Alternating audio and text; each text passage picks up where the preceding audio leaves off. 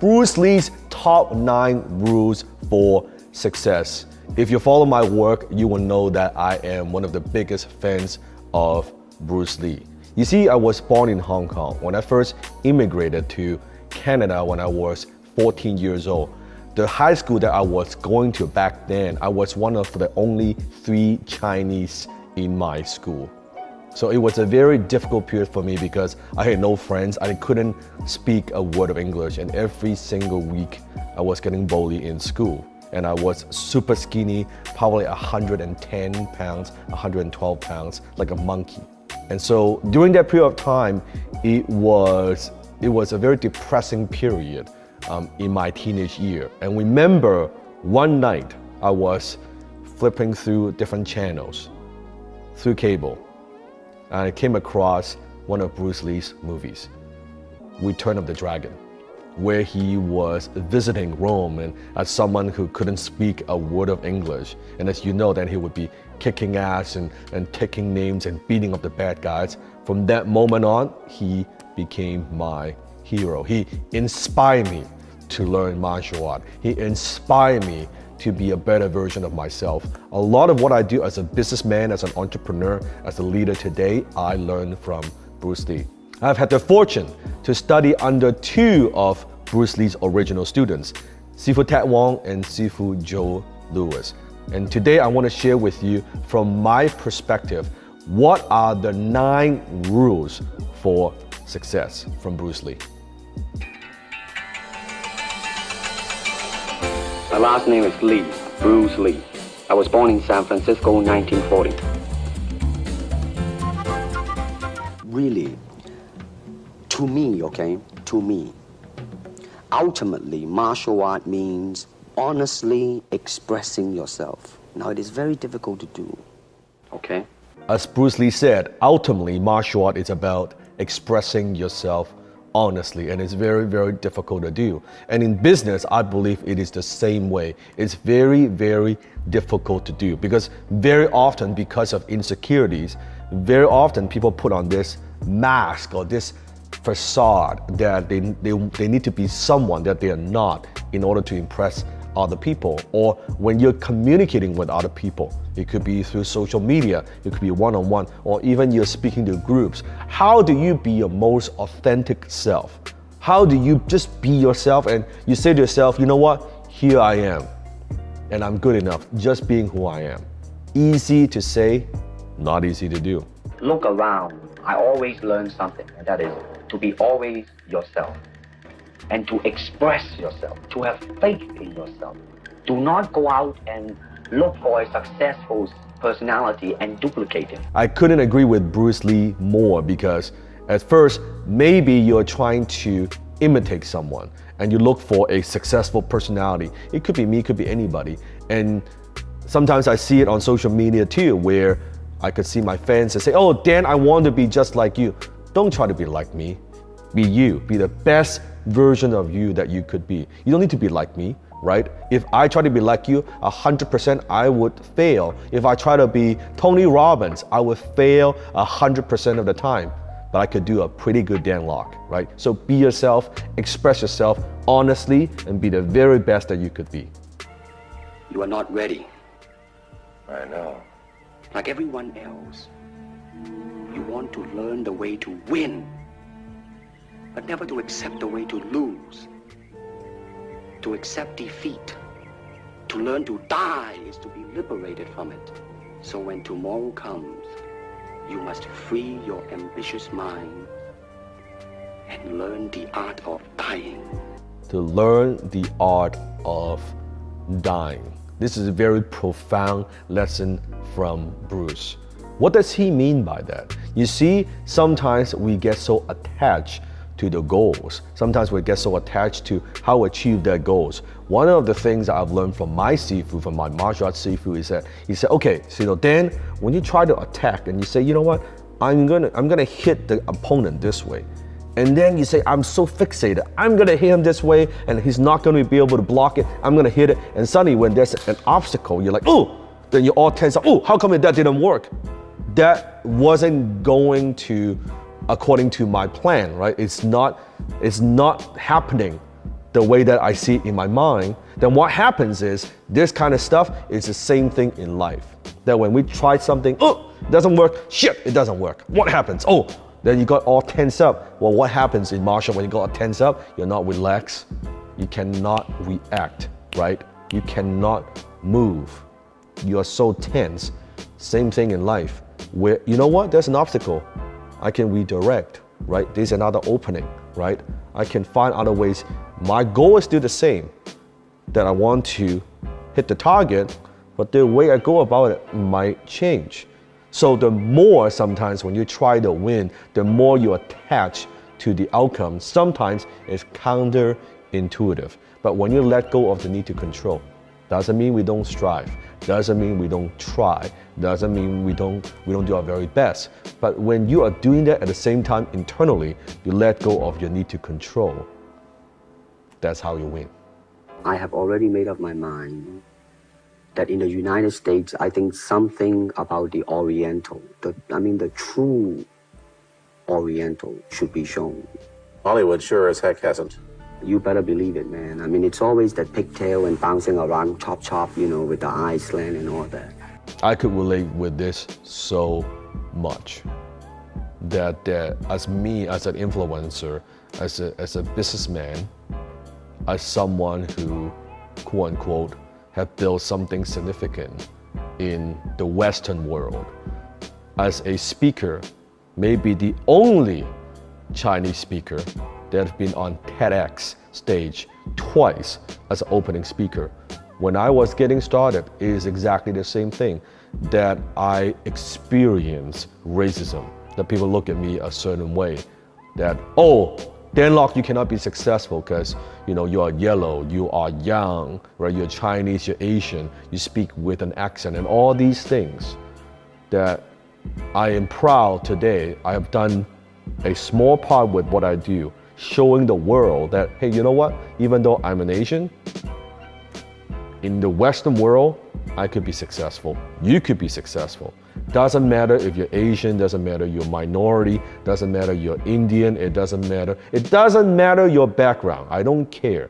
That if you want it bad enough, yes, you need to work twice as hard, 3 times as hard. You need to sacrifice more, but yes, you could do it. What is the highest technique you hope to achieve? To have no technique. Very good. What are your thoughts when facing an opponent? There is no opponent. And why is that? Because the word I does not exist. So, continue. A good fight should be like a small play, but played seriously. A good martial artist does not become tense, but ready. Not thinking, yet not dreaming. Ready for whatever may come. When the opponent expands, I contract. When he contracts, I expand. And when there is an opportunity, I do not hit. It hits all by itself. When there's an opportunity, I don't hit. It hits all by itself. What Bruce is talking about is your day-to-day. If you are well trained, if you're well prepared, doesn't matter if it's martial art or in business, that you go into any scenario, you are well prepared. You have the self-confidence that you trust yourself, you trust your body, that if someone strikes, someone attacks, that your body will know what to do. Now, it takes a lot of self-confidence to let that go and say, hey, you know what? I believe that my body, my spirit, my mind would do the right thing at the right time and strike the right spot. It is not easy to do. It is also like one of the things I teach to all my students who are closers, who are salespeople, who are sales professionals, that they try to go into a sales call. They try and go on a closing call. They're well prepared, meaning that they're looking at a script and they try to force, they try to predict, they try to follow the script word for word. That's not how it works. In closing, all depends on what your prospect is saying, right? What are they saying? How can you take what they say, how can you ask questions, how could you qualify them? It's like you're trying to go into a sparring match, a tournament in martial art with predetermined moves. That, okay, if my opponent throws this punch, I'm gonna do it like this, and he throws a kick, I'm gonna block it like that, and then I'm gonna hit it this way. It doesn't work like that. Same thing in closing. You cannot go into a scenario thinking that, oh, my prospect gonna say this, I'm gonna do this, and then he's gonna do this, and I'm gonna do that. That's not how it works. That's not how business works. Being able to pivot, trust yourself, knowing that you could do the right thing, train yourself over prepared, so that when you go into that scenario, you just let go. You just let go and let your training, let your skill come through in any scenario. The word superstar really turned me off, and I'll tell you why. Because the word star, man, it's an illusion. It's something what the public calls you.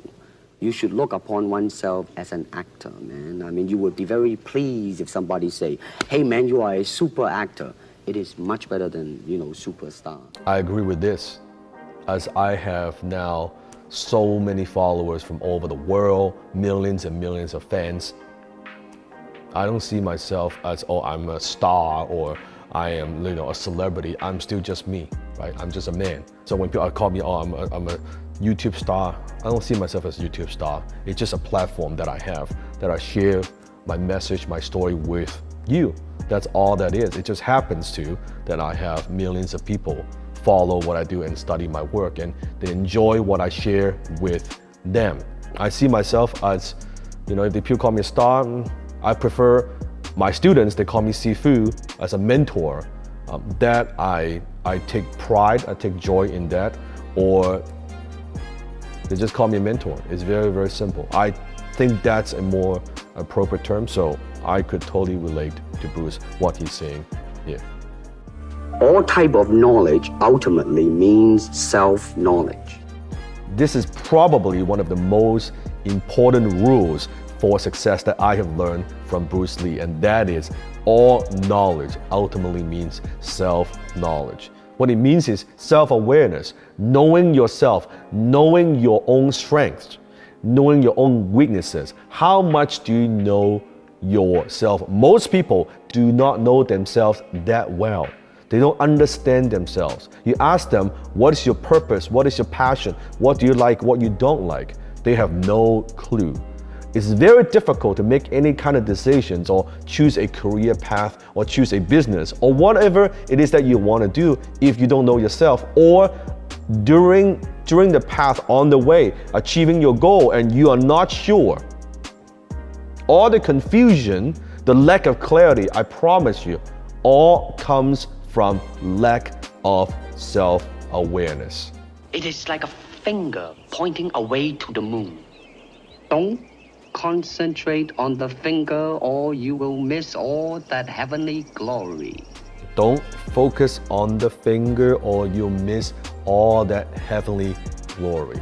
Sometimes we focus so much on the vehicle, the mean, and we lose sight of the end goal. Where are we going? Sometimes the vehicle, the path, the road might change, but if you're clear, you're focusing on your big picture. Maybe in between you're experiencing some adversity, right? Maybe you are having some challenges. Don't lose sight of where you want to go. Don't lose sight of your vision. Don't focus on the finger or you will miss all that heavenly glory. This is what it is, okay? If you try to remember, you will lose. I said, empty your mind. Be formless, shapeless, like water. Now you put water into a cup, it becomes the cup.